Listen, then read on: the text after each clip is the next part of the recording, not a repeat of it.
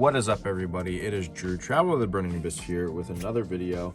And yesterday I went to locals. We had a Heart of the Underdog tournament, and I ended up going 4-0 with Rikka, Sunavalon. This deck is actually crazy. Like, it's basically just a normal monster. Like, that's all it is. It's a normal non-effect monster that does your entire combo, which is insane.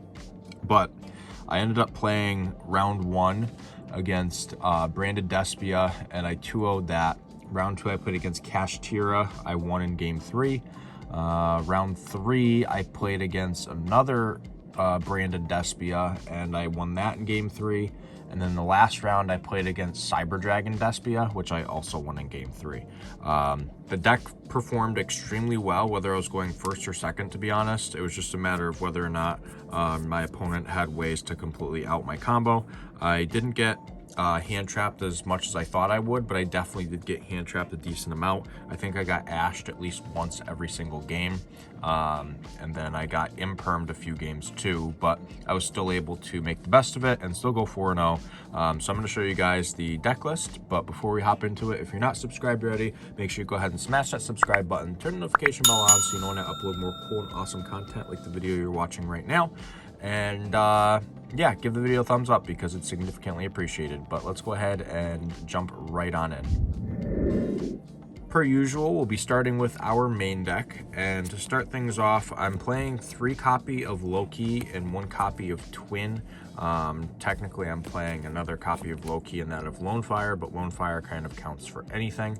I've seen some people that play 2 Loki, and I thought about it, and there was one game where I sided 1 out, but it was only for that singular game. Other than that, I kept this card in literally every single game at 3. Like, you need to see it. It's very, very important. In game 3 against Kashtira, I went unexpected die to summon a Loki, and they enemy controlled the Loki, and then I just normal summoned a second Loki from hand. So like, that's really, really good. I drew Twin more times than I would have liked to. I think I drew Twin like 3 times, but that's okay, it happens. Lonefire got me to Loki when I didn't open it, so yeah. This is definitely, in my opinion, completely necessary. Moving on to the Rikka stuff, 3 copies of Princess, 3 copies of Petal. These are the 2 3-ofs that we play. So Princess specials herself and she's a monster negate, and then Petal searches during your main phase and during your opponent's end phase. If you have no monsters or plant monsters, you get to summon it from your graveyard. Yeah, so those are pretty good. Completely necessary to play both of them at 3. Then I played 2 copies of Mudon. Basically, you tribute a plant monster, and you get to special summon her, and then you get to search for a Rikka spell or trap card. So it's really, really good. And she got 2400 defense, so it's kind of a big booty, which is important. Then we played 1 Snowdrop. I think everyone's kind of agreed who plays this deck that you just play 1 of this. There were some times where I wish I had a second one, but it wasn't completely necessary.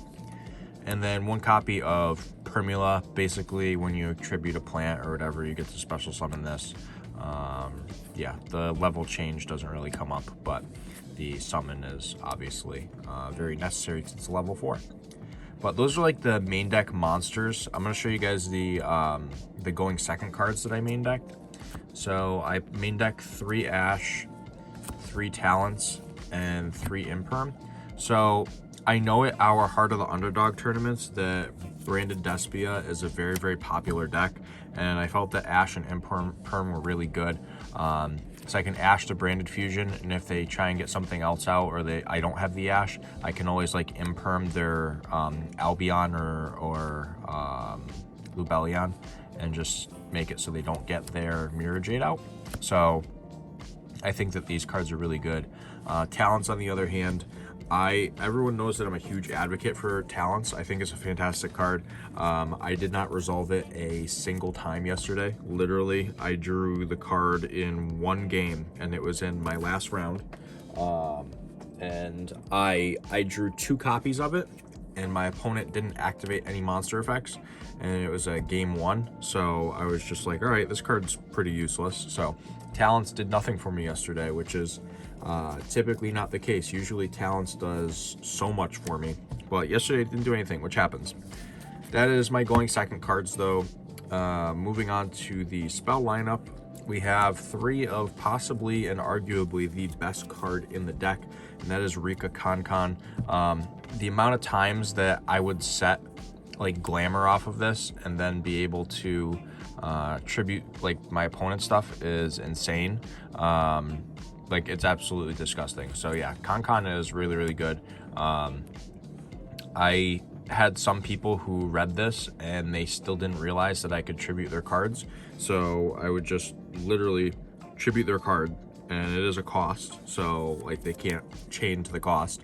So I just tribute Mirror Jades like all day. It was ridiculous.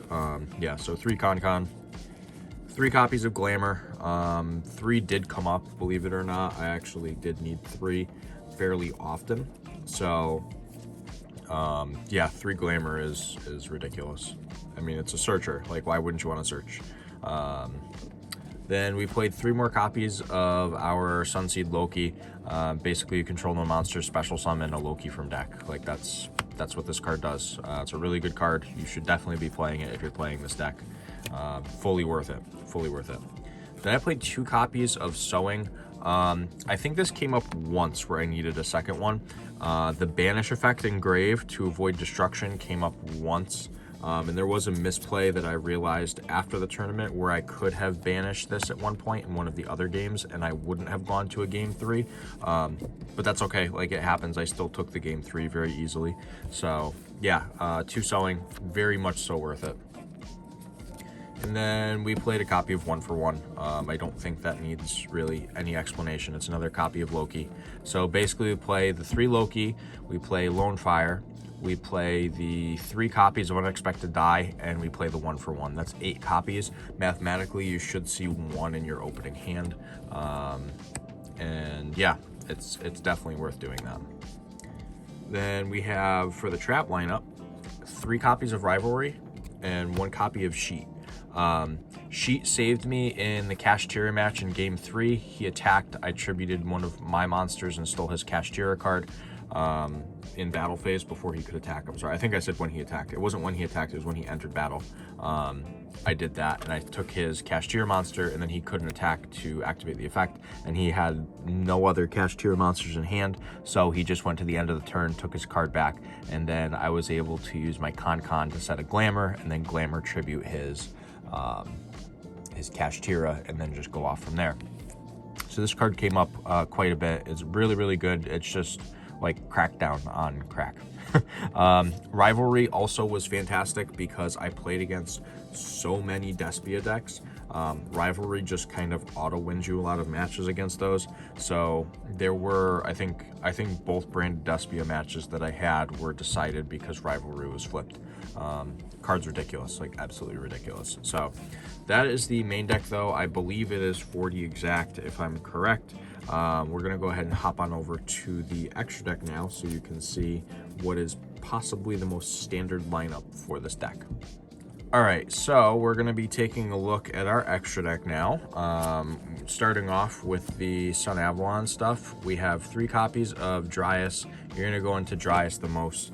This is basically your big combo starter. You open up Loki and then you make the Dryas, and then everything falls into place from there as long as they don't hand trap you and stop it. So yeah, really good card. Then I played 1 copy of Healer because this card also is integral to your combo in addition to your 1 copy of Thrasher. So this is like the Link 1 engine that you play. We do play 1 other Sunavalon Link monster, and we'll get to that in a minute, but I wanted to show these off first so you could see the Link 1s because I like to do things in order. So I do like Link 1s, then Link 2s, Link 3s, and Link 4s. So these are all of our Link 1s that we play. Fantastic lineup. It does a whole lot. It just really gets your engine going so you could set up your big end board. But the Link 2s, I played 2 copies of Jasmine and 1 copy of Dance Peon. So the Jasmines came up a lot. Well, the second one didn't come up a lot, but I made it almost every single game and every single combo. I think there's only one game really where I bricked and I couldn't do anything, which, like, it happens. It's Yu-Gi-Oh! Like, you're gonna brick every once in a while, regardless of how consistent your deck is. Mathematically, it's just bound to happen at some point. So there's literally only one game where I didn't go into Jasmine. There were a few games where I went into her twice, which is cool. You know, if you can go into the card twice and get some searches going, that's fantastic, or specials going, that's fantastic. But yeah, excuse me. Really good card. The Dance Peon, I think I resolved this 2 times, and every other time it got impermed. Which is crazy because it was when my board state was already so far past the point of like being hurt by imperm that I didn't care that they imperm this. Like, it didn't make a difference. Yeah, like this card, it was subpar, but it wasn't like terrible. Like, it didn't do much. Yeah, so those are Link 2s. The Link 3 that we play is 1 copy of Melius. This just revives our Loki to go into our Link 4, which is our copy of Bengal Answer. This is basically a compulse, which is nuts. He has 2500 attack, which isn't terrible stats. Like, that's decent stats. Yeah, it's really good. Like, sure, you take damage equal to the monster's attack that you bounce, but like, who cares? You're probably gonna OTK the next turn. Those are all the Link monsters, though. Moving on to the XYZs. I played 2 copies of Strenna.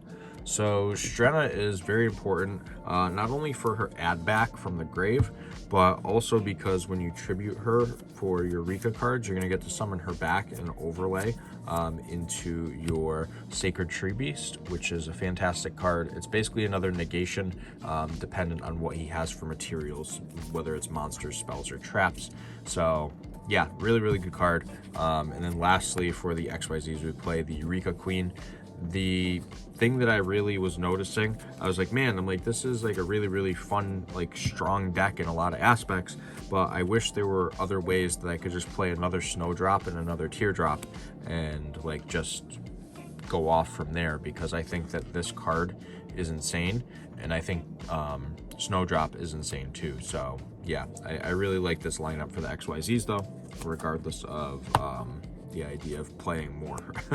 And then lastly, we play 1 copy of Elder Entity Entis. You'll see why in the side deck.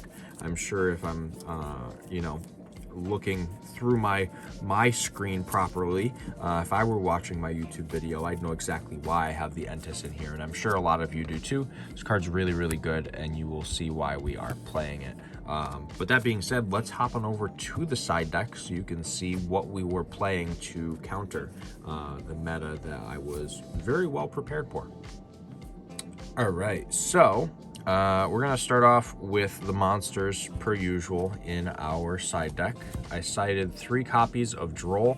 I knew that it was going to be a really big thing that people were going to be going off with their Branded Despia stuff, so I opted to play the Droll because they were going to search a bunch, and at our Heart of the Underdog, Drytron is legal, so just in case I came across Drytron or anything else that searches a lot, I have the Droll to play around everything. So yeah, this card is fantastic. It won me my round 4 for sure in game 3 against Cyber Dragon Despia. He went main phase, activated Cyber Emergency, and then on res I just rolled him, and he had a Looper in hand, so he couldn't even get to his Branded Fusion. So yeah, it basically won the game. And the spell cards now, because that's the only monster we side decked. 3 copies of Ultimate Slayer. This was the reason that I played Entis, and the reason that I played this card overall is because I knew Branded Despia was going to be a big thing, so I could get rid of a Mirror Jade or something else, and I could pop another card on the field, which is fantastic. Against one of the Branded Despia players, I shuffled a Mirror Jade back, and then the Entis ended up popping, I think it was Skill Drain. Yeah, I popped a Skill Drain, that's what it was. So basically I got rid of Mirror Jade and I got rid of a Skill Drain, which is nuts, like really, really good. So yeah, this card was good when it came up. Then for back row removal, 3 copies of Lightning Storm and 3 copies of Evenly. Obviously, these can be used against more than just back row decks. You could use it against combo decks too, just to get rid of their board. So I don't think I resolved either of them once, though, to be perfectly honest with you. I think every single time I sided, the only side deck cards that I ended up seeing were Droll and Ultimate Slayer. I didn't see any of my other side deck cards. So these cards are still obviously really good, though, so definitely play them.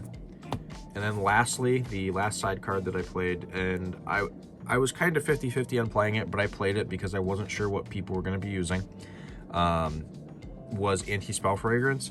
So obviously this hits Branded Despia and hurts them, but if anyone's playing the Draco Slayer deck, it completely kills pendulums. I mean, there's a bunch of other spell-based decks that you could play. So yeah, I felt that anti-spell was good, and it like stops board breakers like Lightning Storm, Raigeki, Harpy's Feather Duster. So I opted to go with anti-spell, and even though I didn't draw it, it wasn't really necessary. My combo really spoke for itself and did what I needed it to do. So I was extremely content about that.